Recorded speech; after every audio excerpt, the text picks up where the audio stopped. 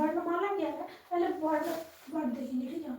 वर्ण वर्ण क्या है, वर्ण उस मूल ध्वनि को कहते हैं जिसका खंड या टुकड़ा नहीं किया जा सकता है, जैसे कि ओ का खंड कर सकते हैं, आ का खंड कर सकते हैं, नहीं कर सकते, शब्दों का खंड होता है, लेकिन ये वर्ण उस मूल ध्वनि को कहते हैं जिसका खंड या जो टुकड़ा है वो नहीं हो सकता है, जैसे ई, बड़ी ई, क, च, ठीक है। और फिर अब वर्णमाला, वर्णों के समूह को, वर्ण को माला को, ठीक है, वर्ण को माला को क्या कहते हैं, वर्ण समूह बोल सकते हैं, ठीक है। वर्णमाला, वर्णों के समूह को जो है वो वर्णमाला कहते हैं। अब समझेंगे वर्णमाला की संख्या कितनी है, 53 लेके चलते हैं, क्योंकि पूरा जो अकाउंट करेंगे तो 53 होता है। अभी मैं आपको प्रकार बनाऊंगी वर्णमाला के प्रकार। वर्णमाला के प्रकार मतलब वर्ण का जो प्रकार है वो 2 प्रकार के, स्वर वर्ण, व्यंजन वर्ण, ठीक है। स्वर वर्ण की संख्या कितनी है, 11 है, और इसको स्वर्ण वर्ण को भी 3 प्रकार से बांटा गया, ह्रस्व वर्ण, दीर्घ स्वर और प्लुप्त स्वर, ठीक है। इसे वर्ण हम बोल सकते हैं, यहाँ पे वर्ण लगा सकते हैं, और ठीक है।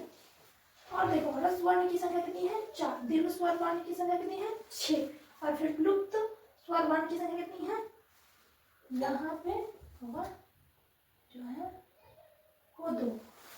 अब इसके व्यंजन वर्ण के प्रकार को देखेंगे, इसकी संख्या 33 है, व्यंजन वर्ण की संख्या कितनी है, 33 है, और ये कितने प्रकार के होते हैं, 3 प्रकार के होते हैं, मुख्यतः 3 प्रकार के होते हैं। स्पर्श व्यंजन वर्ण की संख्या 25, अंतःहस्त व्यंजन वर्ण जिसकी संख्या होती है 4, उष्ण व्यंजन की संख्या होती है 4, और फिर 2 अलग से होता है संयुक्त व्यंजन वर्ण, और हिंदी के अपने व्याकरण होते हैं, वर्ण व्यंजन वर्ण होते हैं वो 2, ठीक है, इसकी संख्या 4। अब देखो ह्रस्व वर्ण क्या है, इसका परिभाषा क्या है, हम कैसे जानेंगे। इस ह्रस्व वर्ण का उच्चारण करने में कम समय का वर्ण लगे, ठीक है, मतलब समय लगे, जैसे कि इस स्वर्ण वर्ण क्या है, स्वर्ण वर्ण और व्यंजन वर्ण। स्वर्ण वर्ण खुद एक जो है वो स्वर्ण वर्ण है, व्यंजन वर्ण क्या है, स्वर्ण वर्ण मिला के व्यंजन वर्ण कहलाता है, ठीक है। जब इसका उच्चारण करते हैं तो वह स्वर्ण वर्ण का सहायता लगता है, जैसे एग्जाम्पल में एक ले लो क, तो क जो है वो को लगता है लास्ट में, इसको कैसे लिखेंगे, क प्लस इसमें यहाँ पे एक ये लगा दीजिएगा, ठीक है, क जो क, ये होगा बराबर क, ठीक है। तो क का उच्चारण हो रहा है क।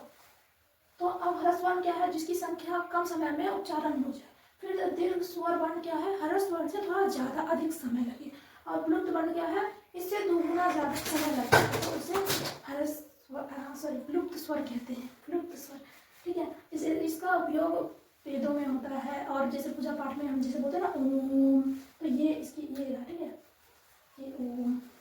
और ह्रस्व वर्ण की संख्या 4 है, कौन कौन से हैं, क, ई, उ, ई, ठीक है। और दीर्घ स्वर वर्ण की संख्या कितनी है, 6, अ, बड़ी ई, बड़ी उ, ए, ऐ, ओ, औ, ठीक है।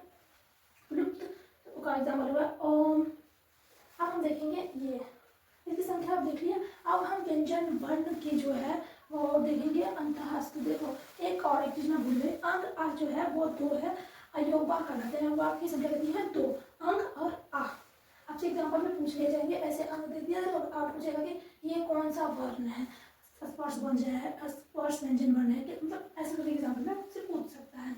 तो अब हम व्यंजन वर्ण देखेंगे, इसे कहते हैं, जैसे कि हमने तो देखा स्पर्श व्यंजन वर्ण, अब इसे मतलब क्या है डेफिनेशन देखेंगे, ठीक है। और फिर वर्ण का उच्चारण कहाँ कहाँ से होता है ये देखेंगे। जैसे हम क बोलते हैं तो ये कंठ से बोलते हैं, आप प्रैक्टिस करिएगा तो आपको पता लग जाएगा कि हाँ, जैसे प कहाँ से बोलते हैं, होठ से बोलते हैं, और कंठ से क, ठीक है, क, ख, ग, आप प्रैक्टिस करिएगा तो आपको पता चलेगा। तो अब आगे हम लिखते हैं, ठीक है, दूसरा।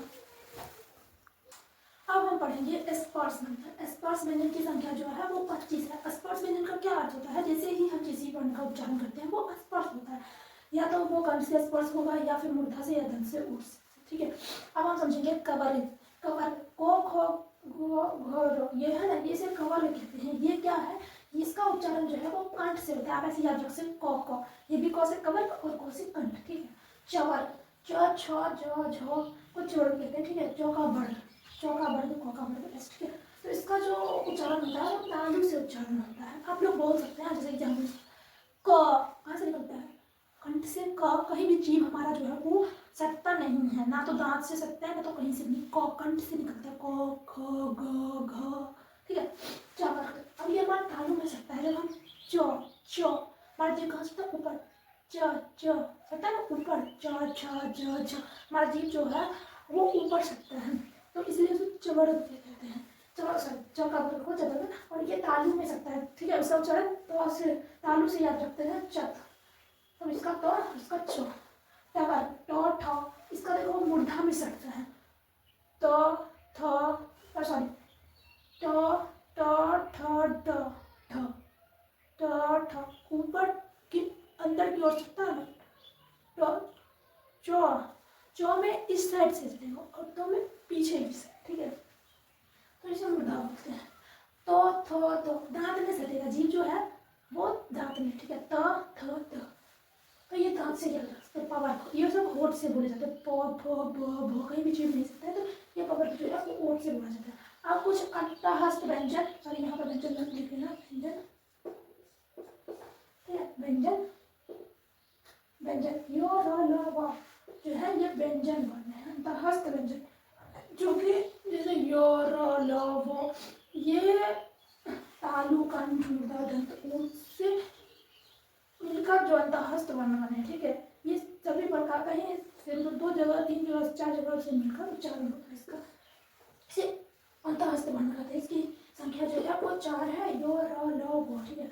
उष्ण व्यंजन, उष्ण व्यंजन क्या है, घर्षण जैसे उच्चारण करते हैं तो वो घर्षण और उष्ण पैदा करता है। तो जैसे तालव्य स, मूर्धन्य स, दंत स, तालव्य स, मूर्धन्य स, दंत स, ठीक है। तो बोलने में बहुत ज़्यादा मतलब घर्षण लगता है ना, तो ये इसकी संख्या जो है वो 3 है।